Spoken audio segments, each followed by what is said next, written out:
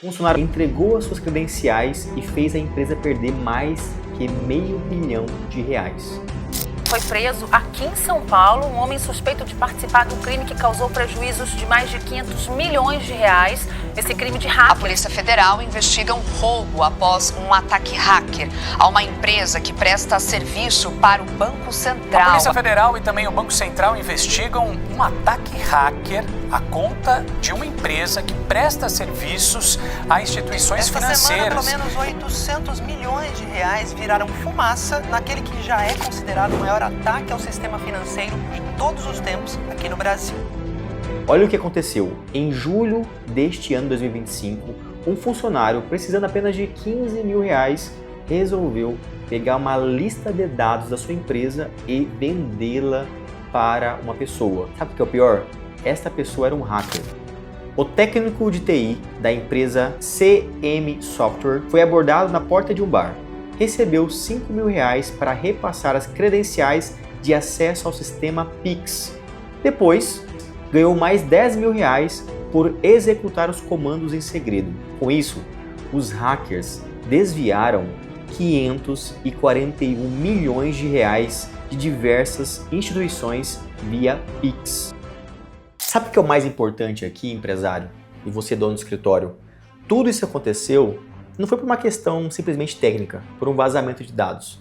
Este funcionário, ele tinha um desalinhamento muito claro. E eu vou explicar uma coisa para vocês aqui muito importante, prestem atenção em mim.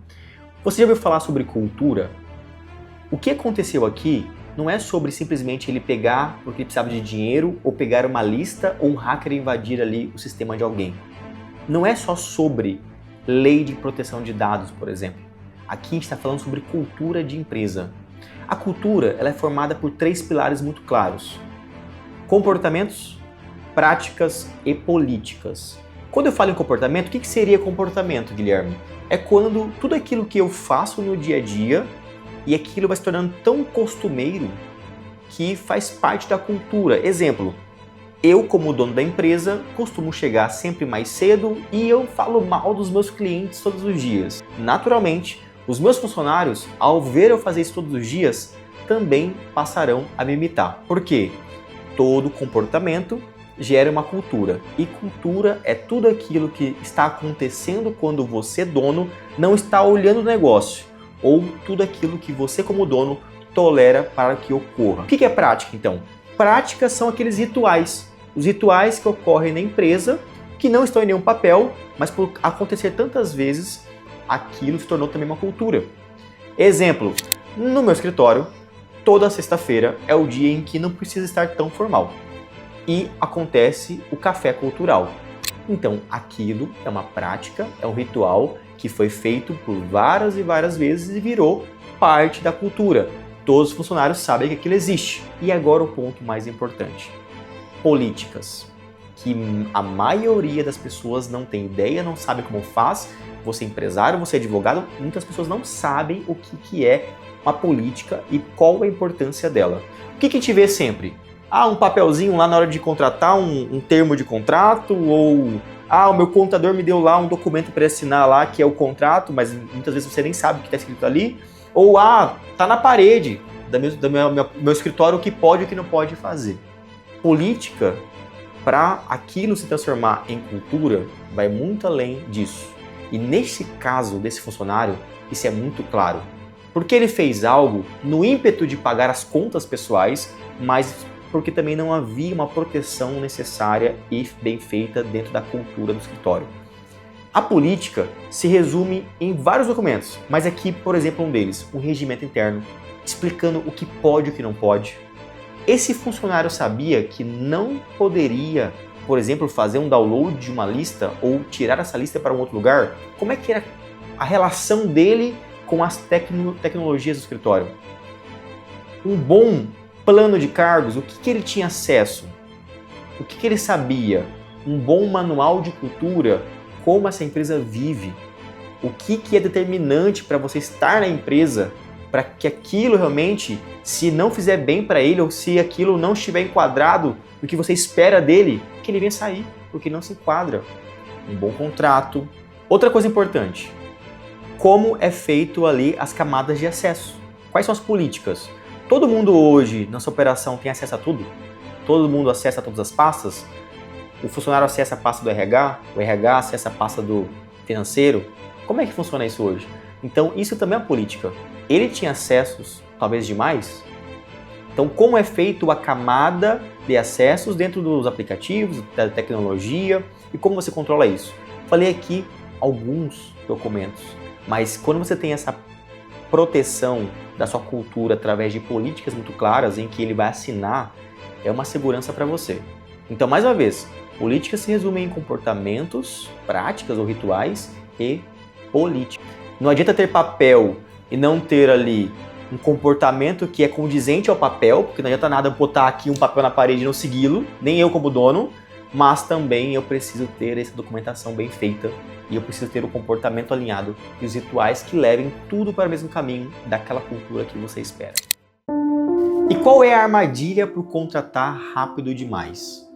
Porque o problema aqui, a gente já falou sobre cultura, a gente já falou aqui sobre a parte do que você precisaria talvez para ter uma boa política. Mas existe um outro pecado capital de qualquer negócio, que é quando você está com pressa e aí contrata rápido demais, sem um recrutamento ideal, sem um bom funil de contratação e sem um bom onboarding daquele colaborador. O que é o onboarding, gente? É aquela famosa recepção, aquele acolhimento da pessoa que entrou na sua empresa. A exemplo deste caso, mais uma vez, imagine só se dentro da seleção, ou seja, do funil de contratação, identificasse ali talvez um comportamento diferente, um perfil inadequado ou até mesmo uma questão relacionada à integridade do colaborador. Vocês sabiam que hoje nos funis de contratações aqui, que eu indico para os meus clientes, indico para os meus alunos, eu falo que além de todo o funil, que são várias etapas, um deles também é consultar a integridade do colaborador, da pessoa que está ali para aquela vaga. Então, imagina só se tivesse encontrado alguma coisa, um resquício, uma indicação, talvez uma pessoa que já foi empregador daquele funcionário, falasse alguma informação importante, porque naquele cargo que ele estava, se ele tinha acesso a esses dados, sinceramente, não pode ser qualquer pessoa. Então, naquele funil de contratação, é o local ideal para que tenha um bom recrutamento. Que não seja algo rápido, que seja algo, e assim vai aquele slogan. Põe na tela para mim aqui meu slogan. Contrate devagar e demita depressa. Certamente você já ouviu falar sobre isso. E isso é verdade. Toda vez que a gente acelera demais um recrutamento e ele não é adequado, não tem um bom funil, com alguns requisitos ali que nós ensinamos aqui, isso acaba se atrapalhando. E aí pode acontecer, como o caso deste funcionário, que acabou gerando $500 milhão de prejuízo para a empresa. E vamos falar a verdade aqui, não é só sobre também $500 milhão, né, gente? E a confiança da empresa no mercado? Para eu pensar nisso, como é que agora a integridade da empresa fica perante aos seus ali, outras empresas, seus fornecedores, seus consumidores diretos? Porque agora fica difícil, né? Não é só sobre gastar agora para ressarcir esse vazamento, é também como fica a sua imagem. Então, olha o impacto que nós temos aqui. Então, funil de contratação e aí agora o acolhimento. Como você faz o onboarding? Hoje, por exemplo, tanto para os meus alunos quanto para os meus clientes empresários, nós ensinamos e treinamos que todo colaborador novo, ele deve ter, depois de passar por todo esse recrutamento, ele tem um ciclo de vida e uma etapa de um ciclo de vida. Depois da formalização de contrato, das políticas ali que a gente acabou de falar também, é feito o onboarding dele, o acolhimento. Que existe um momento para aquilo, onde ele senta numa cadeira com o seu líder, ele senta na tela de um computador e ele passa por um treinamento. Quem é a empresa? Como funciona aqui? Quais são as regras? Você entendeu os documentos que você recebeu de políticas? Precisa de alguma coisa? Faz um alinhamento ali para que ele entenda a cultura da empresa e ele entenda os impactos do que ele faz, ele entenda a responsabilidade que ele tem. E, mais importante também, um bônus para vocês. Passa ali também a alinhar a expectativa dele de futuro na empresa. Porque, sendo bem sincero, esse funcionário, ele não estava nem muito afim de futuro, né? Porque se ele abriu mão de uma vaga que ele tinha, se ele achasse que ele tivesse ali futuro na empresa, você acha que ele iria vender uma lista gigantérrima de dados por míseros R$15 mil? Para que ele ia correr esse risco? Guilherme, mas está relacionado à integridade, à índole? Também tá. Mas, sinceramente, um bom acolhimento ali, em que deixa clara a carreira, né, que ele pode ter na empresa, faria ele repensar 2 vezes para ele entregar ali o futuro dele por causa de 15 mil reais. Então, o acolhimento, esse onboard é importante para, olha, vem cá, assim é a nossa história, assim são nossos valores, aqui é a nossa visão, aqui é a missão da empresa, aqui está toda a política, agora eu preciso que você siga ela. Então, gente, esse é um ponto também muito importante que esse caso nos traz a reflexão para aprender também. Mas e agora se isso acontecesse no seu negócio? Qual seria o impacto? Qual seria o impacto de um ato desse tão maluco, né? Para não falar outra palavra, dentro do seu negócio? Porque, mais uma vez, não estamos falando apenas de dinheiro. Como é que seria o impacto da integridade da sua imagem perante os seus clientes? Imagina só, eu, advogado, tendo vazamento de dados de outros clientes. Como é que fica a minha imagem perante outras pessoas? Então, você, empresário aí, como é que ficaria tudo isso? Tenho certeza que na reflexão de hoje você vai pensar 2 vezes antes de contratar, vai pensar 3 vezes antes de montar uma cultura e políticas e vai perceber que a prevenção sempre será o melhor negócio. Gostou do vídeo? Lembrando agora a todos vocês, curta, compartilhe e, claro, se inscreva no canal. Ative o sininho para que você receba todos os outros conteúdos que nós temos aqui parecidos com esse. E, claro, deixe aqui para nós o que você achou do caso desse vazamento que gerou $500 milhão de prejuízo.